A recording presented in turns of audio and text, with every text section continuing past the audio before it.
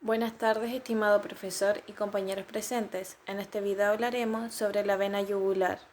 Nuestro grupo está compuesto por 6 estudiantes, las cuales son Patricia Moraga, Javiera Salgado, Viviana Valenzuela, Lía Vélez y Brenda Reyes. Objetivo. En este trabajo comprenderemos una definición simple de la vena en general, una explicación topográfica y su recorrido, y por último analizaremos un procedimiento enfermero en vena yugular. Venas son vasos sanguíneos que llegan con sangre hacia el atrio derecho y el atrio izquierdo del corazón. Su función es llevar sangre desde el sistema circulatorio hacia el corazón. La acción propia de las venas es drenar y además se forman por afluentes o tributarios. La sangre venosa es desoxigenada y la sangre arterial es oxigenada. La sangre en las venas circula más lento y a presión baja. Cabe mencionar que estas se diferencian a las arterias por la presencia de válvulas. Aquí podemos visualizar las venas yugulares que se encuentran ubicadas en el cuello. Por un lado tenemos la vena yugular anterior, que es delgada, la vena yugular externa, que es un poco más gruesa, y la vena yugular interna, que visualmente se ve que es la más gruesa. Vena yugular interna. La vena yugular interna es una vena de gran tamaño que se encuentra en el plano profundo del cuello. Recoge la mayor parte de la sangre de la cabeza y el cuello.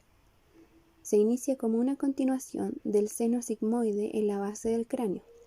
Se extiende verticalmente hacia abajo en el cuello y se une a la vena subclavia para formar la vena brachiocefálica.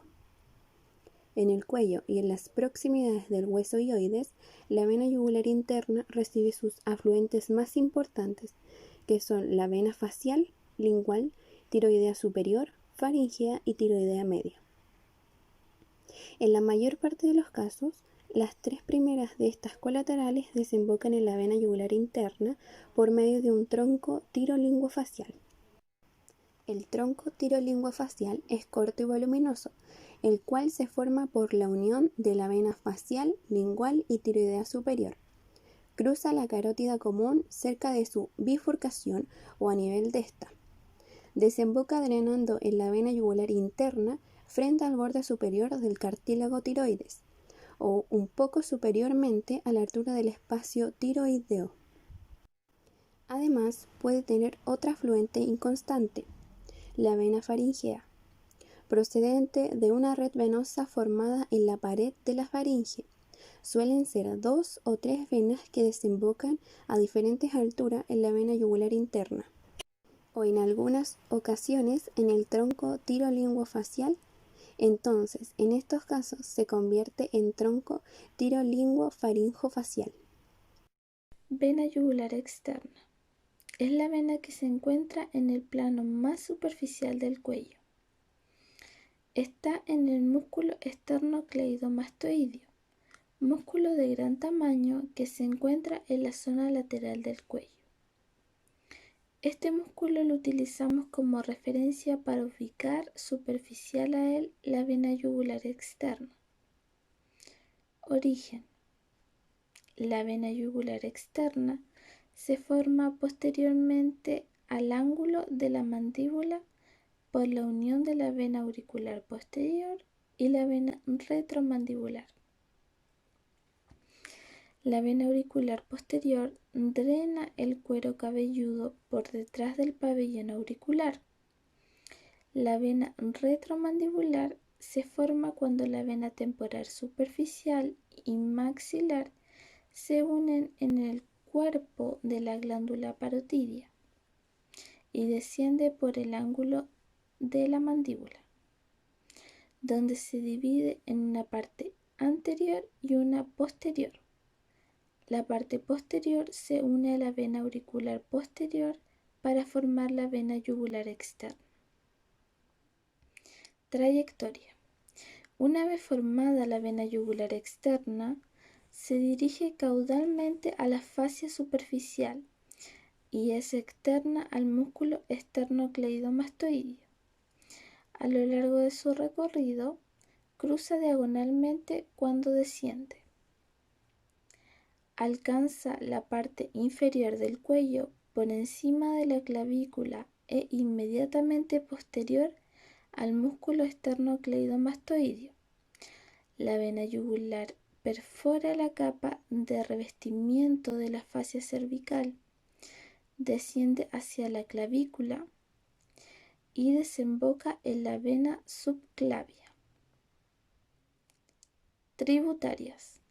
Entre las tributarias que recibe la vena yugular externa a lo largo de su recorrido, se incluye la vena yugular externa posterior, que drena las zonas superficiales de la parte superior del cuello, y las venas cervical transversa y supraescapular, que drena en la región escapular posterior.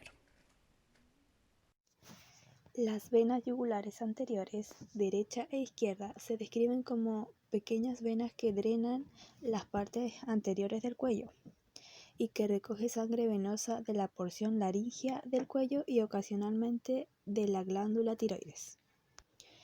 Estos pares de venas yugulares anteriores discurren juntos hasta la parte superior del hueso hioides. Una vez formada, cada vena yugular anterior desciende al lado de la línea media del cuello, hasta las proximidades de la escotadura yugular del esternón. Inferiormente, cerca de la unión medial del músculo esternocleidomastoideo, cada vena yugular anterior perfora la fascia que la envuelve para desembocar en la vena subclavia. A veces la vena yugular anterior puede desembocar en la vena yugular externa justo antes de que ésta lo haga en la subclavia. Las venas yugulares anteriores, tanto derecha como izquierda, se comunican a través de un arco venoso yugular en la zona de la escotadura supraesternal. También hace anastomosis con la vena yugular interna. Procedimiento enfermero. Son las acciones que puede realizar un enfermero en pro de aliviar, ayudar y mejorar la salud del usuario. En este caso se va a ver la canalización de la vena yugular. En situaciones de emergencia donde no se tenga acceso venosos periféricos, en hemorragias agudas, pérdidas agudas de líquido o administración de fármacos en perfusión continua. Esta vía va a aportar información sobre parámetros hemodinámicos, inmunidades de críticos, como el estado de la volemia de los pacientes. Nos va a permitir además realizar infusiones de fármacos irritantes, tales como las nutriciones parenterales o fármacos citostáticos. Todo esto de manera continua y durante tiempos prolongados. La principal ventaja del abordaje yugular es que podemos emplearlo en pacientes con alteraciones de la coagulación, igual que el acceso venoso femoral, pero el acceso yugular presenta una menor tasa de incidencia de infección. Podemos canalizar una vía central yugular cuando el paciente se encuentra despierto, explicándole el procedimiento y empleando anestesia local. Canalización de la vena yugular. Primero veremos la preparación. Para esto se deben reunir todos los materiales a utilizar durante el procedimiento. Idealmente se debe utilizar un catéter de 21 centímetros con guía arterial o el catéter PICC 60 a 90 centímetros bilumen y trilumen. La técnica se debe realizar en condiciones de esterilidad.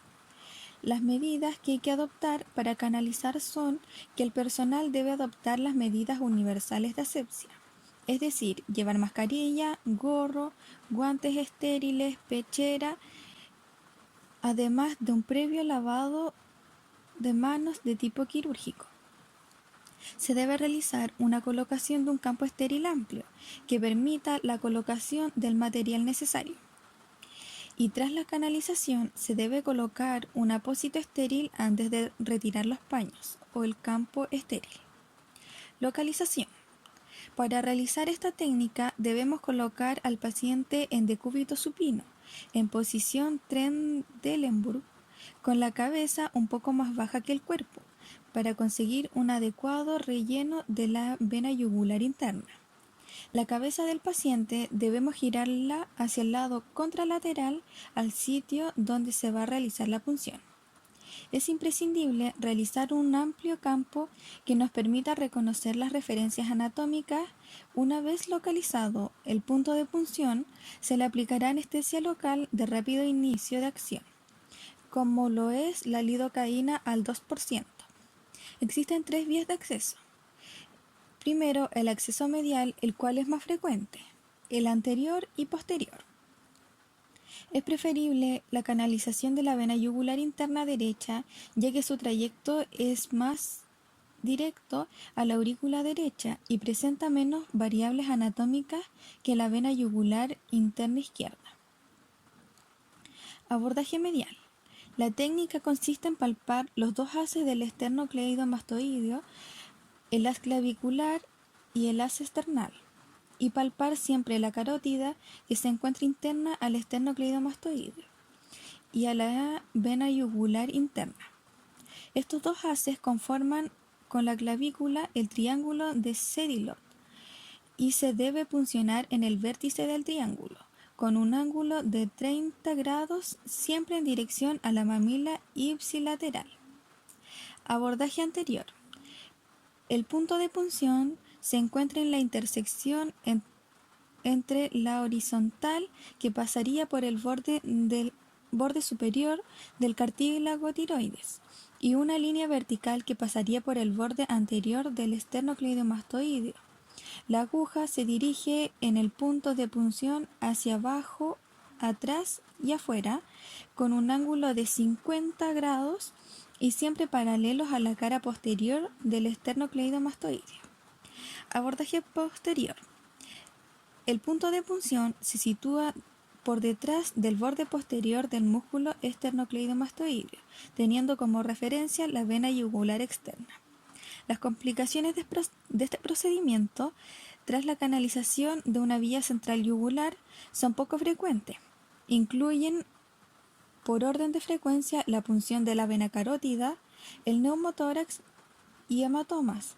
Es importante realizar siempre una radiografía de control para descartar complicaciones. Conclusión: al realizar este trabajo pudimos ver la importancia que tiene la vena yugular, la cual lleva sangre desoxigenada desde la cabeza al corazón. Además, al ser un acceso venoso más grande, permite la administración de un fármaco de manera continua en caso de emergencia.